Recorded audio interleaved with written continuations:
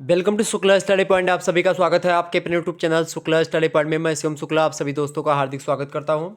यह question paper है आपका बीए का फर्स्ट सेमेस्टर का एंशिएंट हिस्ट्री का, ठीक है। यानी आप देख सकते हैं यहाँ पर ancient history, culture and architect मतलब आर्कियोलॉजी, ठीक है। यानी ये आपका क्वेश्चन पेपर है एंशिएंट हिस्ट्री का, जिसमें आपको क्या क्या पढ़ना है भाई। इसमें आपको प्राचीन भारत के इतिहास के बारे में और विश्व की जो प्राचीन सभ्यताएं हैं उनके बारे में, यानी आपको पढ़ना क्या। प्रश्न पत्र का आपके नाम है एंशिएंट हिस्ट्री, मतलब प्रश्न पत्र का नाम क्या है आपका, early civilisation of India and world, यानी भारत एवं प्राचीन मतलब विश्व की जो प्राचीन सभ्यताएं हैं उनके बारे में आपको जानना है। प्रथम वर्ष में खास करके आपको एंशिएंट हिस्ट्री में यही पढ़ना होता है। तो आइए हम चर्चा करते हैं कि कौन कौन से प्रश्न आपकी परीक्षा में पूछे गए थे। यहाँ पर आप देख सकते हैं paper first, early civilisation of India and world, ठीक है। टाइम आपको 2 घंटे का दिया गया था। पेपर यहाँ पर देख सकते हैं 2 घंटे का, और मैक्सिमम मार्क्स आपका 75 है, ठीक है। यानी अधिकतम पूर्णांक जो है, ये आपका क्वेश्चन पेपर है इलाहाबाद विश्वविद्यालय स्टेट यूनिवर्सिटी का लगभग, ठीक है। देखिए नोट आपका दिया हुआ कि attempt the questions from all sections as directed, यानी कि सभी खंडों से आपको निर्देशानुसार प्रश्नों के उत्तर देने हैं। इंस्ट्रक्शंस अंग्रेजी में लिखा गया कि the candidates are required to answer only in serial order. If there are many parts of a question answer them in continue मतलब कि कंटिन्यूटेशन, यानी आपसे कह रहा है कि अभ्यर्थी जो है प्रश्नों के उत्तर जो है क्रम के अनुसार लिखें। यदि किसी प्रश्न के कई भाग हों तो उनके उत्तर आपको एक ही तारतम्य में लिखना है। मतलब कि जैसे मान लेते हैं अगर पहला प्रश्न है उसके का खा गा 3 पार्ट हैं और उनमें से आपको 2 करने हैं या फिर तीनों करने हैं, तो आपको का खा गा ये पहले उत्तर यानी एक ही तारतम्य में तीनों को लिखना पड़ेगा, ठीक है। ऐसा नहीं कि आपने पहले का लिख दिया फिर दूसरे का आपने गा उठा करके दे दिया, नहीं नहीं, पहले का का खा गा यानी तीनों आपको लिख देना, उसके बाद में कुछ करना, ठीक है। चले सेक्शन ए की बात की, यानी खंड आ की, तो वेरी शॉर्ट आंसर टाइप यहाँ क्वेश्चन पूछा गया है, अति लघु उत्तरीय प्रश्न है। यहाँ पर देखेंगे नोट आपको दिया हुआ है कि अटेम्प्ट एनी 3 क्वेश्चंस, आपको कह रहा है कि यहाँ से 3 प्रश्न आपको खंड आ से करने हैं। Answer each questions in about 5 मतलब 50 words, each question carries 3 marks. यानी आपसे कह रहा है कि इन्हीं 3 प्रश्नों के उत्तर देने हैं और प्रत्येक प्रश्न का उत्तर लगभग आपका 50 शब्द में आपको देना है। 3 नंबर का एक प्रश्न है, ठीक है। देखिए पहला प्रश्न आपको यहाँ पर दिया, इसी में पहले में आपको 3 क्वेश्चन करने हैं। निम्नलिखित पर संक्षिप्त टिप्पणियाँ लिखिए। आपको धौलावीरा एक स्थान है, ठीक है, इस पर आपको टिप्पणी करनी थी। इसके अलावा आपका अगला प्रश्न पूछा गया था वेदांग, यानी वेदांग क्या है। वेदांग साहित्य पर लेख को लेकर के आपसे कभी कभी पूछा जाता है। वेदांग आपको पता होगा 6 वेदांग है। वेदों को पढ़ने के लिए खास करके वेदांग की रचना की गई है। 4 वेद हैं आपको पता होगा, ठीक है। 4 वेद कौन कौन से हैं, यजुर्वेद, सामवेद, अथर्ववेद और एक वेद और आपका ऋग्वेद, ठीक है। तो ऋग्वेद सबसे पुराना वेद है, अथर्ववेद सबसे नया वेद है। तो ऋग्वेद, सामवेद, यजुर्वेद और अथर्ववेद, ये 4 प्रकार के वेद होते हैं। इन्हीं वेदों को समझने के लिए या वैदिक श्लोकों को समझने के लिए खास करके 6 प्रकार के वेदांगों की रचना हुई है। 6 वेदांग कौन कौन से हैं आप समझिए। सबसे पहले मैं आपको बताने का प्रयास करता हूँ 6 वेदांगों के बारे में, ठीक है। पहला वेदांग आपका क्या है भाई, पहला वेदांग आपका है शिक्षा, ठीक है। शिक्षा ये है जो है पहला वेदांग है। दूसरा वेदांग क्या है आपका, दूसरा वेदांग है कल्प, ठीक है। क्या है भाई, कल्प, ठीक है। और कल्प क्या होता है, जो वैदिक कर्मकांड होते हैं उनको प्रतिपादन कर मतलब कि उसको आगे बढ़ाने का काम किया है। जो कर्मकांड वगैरह, आप कर्मकांड तो समझ रहे हैं। कल्प माने होता है विधान, कल्प माने क्या होता है विधान, यानी कि विधान माने क्या होता है कानून या कोई नियम कायदा, ठीक है, जिसको आप कल्प कहते हैं। तो कल्प सूत्र जो होते हैं उसी में आपको खास करके जो कर्मकांडों के बारे में है।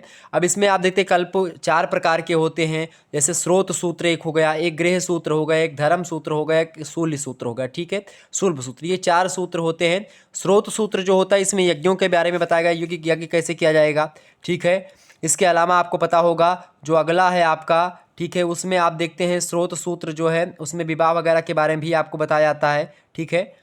तो एक प्रकार से आप देखते हैं कि जैसे जो आपका गृह सूत्र होता है उसमें गृहाग्नि में होने वाले जो संस्कार होते हैं गृह भागों में, उन मतलब गृह यागों का वर्णन करा जाता है। जैसे उपनयन संस्कार हो गया, विवाह संस्कार, वो गृह सूत्र में खास करके आप देखते हैं, ठीक है। धर्म सूत्रों में आप देखते हैं, ऐसे ऐसा आपको बता दूं कि वेदों से संबंधित लगभग 20 गृह सूत्र आपको मिल जाएंगे। धर्म सूत्रों में आप मानव धर्म, समाज धर्म, राज धर्म, पुरुषार्थ, इन सभी का 4 पुरुषार्थों के बारे में आपको पता होगा, धर्म अर्थ काम मोक्ष, तो इन सभी के बारे में आपको बताया गया है आपका गृह सूत्र मतलब कि धर्म सूत्र में। और उसके बाद में आपका आता है शूल्य सूत्र। शूल्य सूत्र जो होता है इसमें खास करके आप को पता होगा कि इसका मतलब शूल्य माने होता है मापने का सूत यानी धागा, ठीक है। और इन सूत्रों में आपको पता होगा यज्ञ वेदिका के निर्माण आदि जो होता है उसके बारे में बताने का प्रयास किया गया है। ठीक है, तो ये आप थोड़ा सा ध्यान रखेंगे, इसके बारे में बताया गया। तो ये होगा कल्प आपका। तो शिक्षा पहला हो गया आपका वेदांग, दूसरा हो गया कल्प, तीसरा आपका कौन सा है भाई, ये सब मैंने आपको पढ़ाया भी है। तीसरा आपका है व्याकरण। व्याकरण जो होता है ये वेदों का मुख कहा जाता है व्याकरण को। ठीक है, शास्त्र में प्रकृति और प्रत्यय के रूप में विभाजन करके पदों की व्युत्पत्ति बताई जाती है इसमें व्याकरण में। और तो व्याकरण में कि आपकी तो लंबी परंपरा रही व्याकरणों की, आप देखते हैं आज हिंदी, संस्कृत, अंग्रेजी सभी में व्याकरण आपको पाणिनि का अष्टाध्यायी है, व्याकरण का प्रतिनिधि ग्रंथ माना जाता है। और चौथा आपका है जो वेदांग है उसका नाम है निरुक्त। निरुक्त मतलब होता है निर्वचन। वैदिक शब्दों का अर्थ व्यवस्थित रूप से समझना ही निरुक्त कहलाता है। ठीक है, उसी को निरुक्त कहते हैं। निरुक्त ही बताता है कि किस प्रकार से वैदिक शब्दों का क्या अर्थ होगा, कैसे उसको समझा जाए। ठीक है, ये चीज़ें हैं। इसके अलावा आपको बता दूं कि जो है पांचवा जो है आपका उसका क्या नाम है, पांचवा वेदांग है आपका ज्योतिष। ज्योतिष जो है ये काल या समय बताता है कि भाई इस काल में क्या होने वाला है या काल निर्धारण करना हुआ तो ज्योतिष करता है। ठीक है, वैदिक यज्ञ की काल अपेक्षा मतलब कि रखते हैं कि भाई कब यज्ञ करना चाहिए, किस समय में अच्छा होता है, किस समय बुरा होता है, तो उन सभी चीज़ों के बारे में आपका ज्योतिष ग्रंथ बताता है। एक आर्य ज्योतिष है, दो संस्करण है खास करके। आर्य ज्योतिष एक है ऋग्वेद से संबंधित है, जिसमें 36 श्लोक हैं। एक है युजुष ज्योतिष जो यजुर्वेद से संबंधित है, उसमें 43 श्लोक हैं। और चौथा जो होता है आपका वो है भाई, चौथा वेदांग है आपका छंद। छंद की बात किया है तो इसमें पद्यबद्ध जो वेद मंत्र होते हैं छंदों में, एक प्रकार से सही सही उच्चारण के लिए वेदांगों के लिए मतलब कि इस छंद वेदांग की रचना करी, जिसके कारण से वेदों का मंत्रों का सही उच्चारण हो सके। जैसे वैदिक मंत्र आपको पता होगा, जैसे स्वस्ति वाचन जो होता है आपके घरों में वो वेदों से ही लिया गया है। या आपको पता होगा जो एक मंत्र होता है ब्राह्मणवस्य, खास करके जो उत्पत्ति के वर्णाश्रम के लिए बताया गया है कि ब्राह्मणवस्य मुखामासीद बाहुराजान्यः कृता उरुतस्य पादाभ्याम शूद्रो अजायतः। ठीक है, तो ये जो श्लोक है वेदों से ही है। स्वस्ति न इंद्रो विधस्रवः स्वस्ति नः पूषा विश्ववेदः स्वस्ति नो तारिक्षो अरिष्टनेमि स्वस्ति नो बृहस्पतिर्दधातु पृथ्वी मरुतः प्रश्नमात्रा शुभं ययावानो विदथेषु जगमयः अग्निर्जिह्वामनमा सूर्यजसो विश्ववेन देवांगौ सराव सागमन्नीहं भद्रं कर्णेभिष्णुयाम देवा। इस प्रकार से आगे भी है। ठीक है, तो ये स्वस्तिवाचन तो ये आपके वेदांग है। अगला आपका आ चुका है भाई, सभी लोग देखने का प्रयास करेंगे। अगला पॉइंट आपका क्या है, अगला पॉइंट देखने का प्रयास करेंगे भाई। अगला पॉइंट आपका क्या आ चुका है भाई, देखें अगला पॉइंट है आपका हम्बूराबी। हम्बूराबी क्या है आपसे ये पूछा जा रहा है भाई, हम्बूराबी के बारे में आप बताएं। हम्बूराबी की बात की है तो हम्बूराबी ने एक विधि संहिता के बारे में बताया था, तो उसी के बारे में आपसे पूछा जाता है हम्बूराबी के बारे में। हम्बूराबी की विधि संहिता बड़ी फेमस है। ठीक है, तो हम्बूराबी खास करके अगर बात की है इनकी, तो हम्बूराबी जो हैं बेबीलोनिया के सर्वाधिक महत्वपूर्ण जो है उन्होंने दिया, सबसे बढ़िया चीज़ जो दी बेबीलोनियन सभ्यता को वो उनकी विधि संहिता है। हम्बूराबी जो है उस समय में प्रचलित जो नियम होते हैं उनके नियमों को संग्रह किया, उस नियमों का जो भी नियम कायदे होते थे उस समय के उनको इकट्ठा किया और एक पुस्तक बनाई, विधि संहिता के नाम से जानी जाती है। और उससे सुविधा हुई लोगों को, आवश्यक परिवर्तन करा जो भी चीज़ें थी उसमें नियम में संशोधन भी करा और एक प्रकार से एक विधि संहिता का निर्माण करा, जो कि आपको बता दूं कि 2.5 मीटर ऊंचे प्रस्तर पर उत्कीर्ण करवाया उसको, जो भी जो नियम कायदा था उसको, ताकि सामान्य जनता भी नियमों को पढ़ सके, जानकारी जो है उनको भी मिल सके। और इस प्रस्तर खोज की मतलब प्रस्तर स्तंभ जो था इसकी खोज जो करी थी उस एक फ्रांसीसी विद्वान थे। हम्बूराबी की जो विधि संहिता जो प्रस्तर लेख है उसकी खोज करी थी फ्रांसीसी विद्वान है एनडी मार्गन। ठीक है, तो ये बात थोड़ा सा ध्यान रखेंगे, ये इनके बारे में आप बता सकते हैं। अगला क्वेश्चन से आपका पूछा गया जो है चौथा नंबर है डी जिगुरत। जिगुरत क्या है भाई, जिगुरत भी एक प्रकार से एक वो होता है, क्या बोलते हैं जिगुरत को, जिगुरत एक प्रकार से जैसे कला है, एक प्रकार से सुमेरियन कला है जिगुरत। ठीक है, तो जिगुरत के विषय में आप क्या जानते हैं, ऐसे आपसे प्रश्न पूछेगा, मैंने मॉडल पेपर में भी इस प्रश्न को रखा है। तो जिगुरत जो है खास करके सुमेरियन कला की सबसे बड़ी विशेषता है जिगुरत। ठीक है, सुमेरियन भाषा में जिगुरत का मतलब होता है पर्वत निवास। ठीक है, और मंदिर का ही एक प्रकार से दूसरा रूप मान सकते हो जिगुरत को। और कुछ इतिहासकारों का तो मत है कि सुमेरियन मूलतः पर्वतीय प्रदेश के निवासी थे और इसीलिए उन्होंने अपने देवता के या देवताओं के लिए पर्वताकार घर या भवनों का निर्माण करवाया और उन्हीं भवनों को, उन्हीं घरों को हम जिगुरत के नाम से जानते हैं। और आपको पता होगा कि जो है नगर की खुदाई से खास करके जिगुरत के तमाम सारे अवशेष मिले हैं। जब उर एक नगर है उर नाम का, तो वहाँ की जब खुदाई हुई तो जिगुरत के तमाम सारे अवशेष मिले हैं। इसके अलावा निप्पुर नगर में एनलिल देवता हैं, वहाँ के सुमेरियन देवता हैं, तो उनके जिगुरत की बाहरी दीवारों में पक्की ईंटों का प्रयोग भी दिखाई पड़ता, तो यहाँ से पक्की ईंटों का प्रमाण भी मिलता है। जिगुरत के अगले भाग में आपको पता होगा कि 3 सीढ़ियाँ होती थीं, आधी ऊंचाई में जाकर के मिलती थीं, और जिसमें आपको पता होगा कि कई समतल छतें निर्मित की जाती थीं। जिगुरत 7 या 9 मंजिले के होते थे, ठीक है। और मंदिर धन और विद्या के भंडार भी ये हुआ करते थे। मंदिर धन विद्या इन सभी के भंडार थे। खास करके जिगुरत जो मंदिर था ये धन का विद्या का भंडार हुआ करता था। बैंक का भी कार्य जिगुरत के पास ही होता था। व्यवसाय के भी प्रधान केंद्र जिगुरत ही हुआ करते थे सुमेरियन कला में, सुमेरियन सभ्यता में। तो एक प्रकार से जिगुरत है आपका। अगला प्रश्न आपका है, देखिए होमर। होमर एक विद्वान है, ठीक है। होमर की पुस्तकें हैं ये जो है खास करके ओडिसी और इलियस एक पुस्तक है, 2 पुस्तकें हैं इनकी खास करके, ठीक है। तो इन्हीं को लेकर के आपसे प्रश्न पूछा जाता है, ठीक है, होमर के बारे में। तो होमर एक विद्वान है तो इनके बारे में आपसे प्रश्न पूछा जाता है। मैंने मॉडल पेपर जब पढ़ाया था तो उसमें आपको होमर जो है होमर के बारे में, लाओ त्से के बारे में बताया था, हमने कन्फ्यूशियस के बारे में बताया था। तो आप थोड़ा सा पढ़ लीजिएंगे तो आपका क्लियर हो गया। पगोडा क्या होता है इसको भी बताया था। चीनी स्थापत्य कला का श्रेष्ठ नमूना है। एक मंदिर या पवित्र मीनार होती है जो एक ऊंचे पतले पिरामिड से मिलती जुलती दिखाई पड़ती है। 7 या 6 पार्स होते हैं उसमें। प्रत्येक मंजिल के ऊपर आप देखते हैं विशिष्ट प्रकार की एक छत होती है। कोई कोई पैगोडा तो 15 मंजिलों का भी चीन में देखा गया है। और जब चीन में बौद्ध धर्म का प्रचार हुआ तो अनेक बौद्ध मंदिर भी बनने लगे थे, उन्हीं को पगोडा कहा जाता। तो एक प्रकार से ये पगोडा है, ठीक है। अच्छा, झूलता बगीचा का संबंध किससे है? तो मेसोपोटामिया सभ्यता से।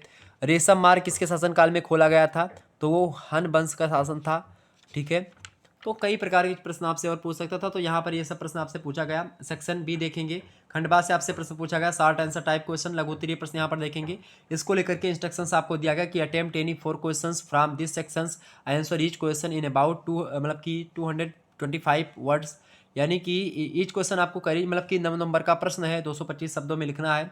इस खंड से किसी 4 प्रश्न के उत्तर आपको करने हैं। 225 शब्दों में एक प्रश्न का उत्तर लिखना है। 9 नंबर एक प्रश्न अगर आप सही से लिखेंगे 225 शब्दों में तो आपको नंबर मिलेगा। प्रश्न आप देखेंगे क्या लिखा हुआ है, discuss the origin of the Harappan civilisation, Harappa सभ्यता के उद्भव का विवेचन कीजिए। आप मॉडल पेपर देखेंगे या फिर जो है हमारा जो महासंग्राम वीडियो उसको देखेंगे तो क्लियर हो जाएगा, ठीक है। और भी एक मॉडल पेपर मैं देने वाला हूँ एंशिएंट हिस्ट्री का और सभी का दे दूंगा, परेशान मत होइएगा। अगला प्रश्न है, describe the salient features of वैदिक रिलीजन, वैदिक कालीन धर्म की प्रमुख विशेषताओं का वर्णन कीजिए। मोस्ट इंपॉर्टेंट प्रश्न है, वैदिक कालीन जो प्रमुख धर्म थे उनके बारे में आपको बताना है, ठीक है। अगला क्वेश्चन आपसे पूछा, इन सभी प्रश्नों पर मैंने चर्चा कर दी। मॉडल पेपर 2022 वाला भी देख लीजिएगा और 2022 वाला महासंग्राम वीडियो भी देख लीजिएगा, ठीक है, क्लियर है सारी चीजें। अगला प्रश्न आपका, describe the social and economic life of Babylonia, Babylonia के सामाजिक और आर्थिक जीवन का विवरण दीजिए। इस प्रश्न पर भी मैंने चर्चा करी है, आप लोग एक बार वीडियो को अवश्य देख लीजिएगा। हर एक प्रश्नों के बारे में, बेबीलोनिया से लेकर के बेबीलोनिया का समाज किन किन वर्गों में बटा हुआ था, धार्मिक जीवन उनका कैसा था, उनके लिपि के बारे में, उनकी कृषि व्यवस्था के बारे में, ठीक है, राजनीतिक क्षेत्र में बेबीलोनिया लोगों ने क्या दिया, इन सभी चीज़ों के बारे में मैंने बताया था। कि धार्मिक जीवन के बारे में मैंने आपको बताया था, आर्थिक जीवन, सामाजिक जीवन के बारे में बताया था। समाज जो था मुख्य रूप से वो कानूनी तौर पर 3 भागों में बटा हुआ था। पहले कुलीन वर्ग था जो कि अभिलम कहा जाता था कुलीन वर्गों को, ठीक है, और इसमें राजा और राजवंश संबंधित लोग रहते थे। उसके बाद में सामंत उच्च पदाधिकारी हुआ करते थे, धर्म अधिकारी भी इसी में सम्मिलित थे। दूसरा वर्ग मध्यम श्रेणी लोगों का था, मध्यम जिनको आप जो है मुस्फेनम या फिर मुस्कनू कहते थे। और इस वर्ग में व्यापारी, शिल्पी, बुद्धिजीवी और राज्य के जो कर्मचारी, किसान, मजदूर ये सब सम्मिलित थे। तीसरा वर्ग जो था वो दासों का हुआ करता था जिसको अर्दू के नाम से जानते थे। तो एक प्रकार से ये इनका समाज था। आर्थिक जीवन के लिए इनकी कृषि थी, कृषि व्यवस्था, ठीक है। मुख्य रूप से जो है जो इनका स्रोत था वो कृषि ही था इनके जीविका का। और भूमि काफ़ी उपजाऊ थी बेबीलोनिया की, और कृषि हल और बैल के द्वारा किया करते थे। खेतों में बाढ़ से बचाने के लिए बांधों का मतलब एक प्रकार से ऊंचा ऊंचा निर्माण करवाया था बेबीलोनिया के लोगों ने। और एक प्रकार से किसानों को कुल पैदावार का 1/2 और 1/3 भाग राज्य को कर के रूप में देना पड़ता था। हेरोडोटस एक इतिहासकार हैं, इतिहास के जनक भी कहे जाते हैं। तो वो कहते हैं कि उन सब देशों को जिन्हें हम जानते हैं कोई ऐसा नहीं जो अन्य उत्पादन करने में इतना समृद्ध है। तो एक प्रकार से कहीं ना कहीं बेबीलोनिया के सामाजिक और आर्थिक जीवन पर चर्चा मैंने ऑलरेडी करी हुई है। अगला प्रश्न आप देखेंगे, discuss verify the main features of Hellenistic civilisation, यानी हेलेनिस्टिक सभ्यता की मुख्य विशेषता क्या है, विवेचना कीजिए। इसके बारे में भी आपको चर्चा मैंने करी है। आगे देखते हैं, अगला क्वेश्चन आपका आ चुका है। 6वां प्रश्न आप देखने का प्रयास करेंगे, इल्यूसिडेट the silent feature of Sumerian art, Sumerian कला की मुख्य विशेषताओं पर चर्चा करें। सुमेरियन कला की मुख्य विशेषताओं में मैंने आपको सारी चीज़ों के बारे में आपको समझा दिया था। सुमेरियन सामाजिक वर्गीकरण भी बताया था, 3 वर्गों में बटा था। सुमेरियन लिपि के बारे में बताया था, सुमेरियन न्याय और कानून के बारे में बताया था, सुमेरियन स्त्रियों की स्थितियों के बारे में मैंने बताया था। सुमेरियन कला में मैंने जिगुरत के बारे में आपको समझाया था और आज भी मैंने समझाया, तो आप देख सकते हैं।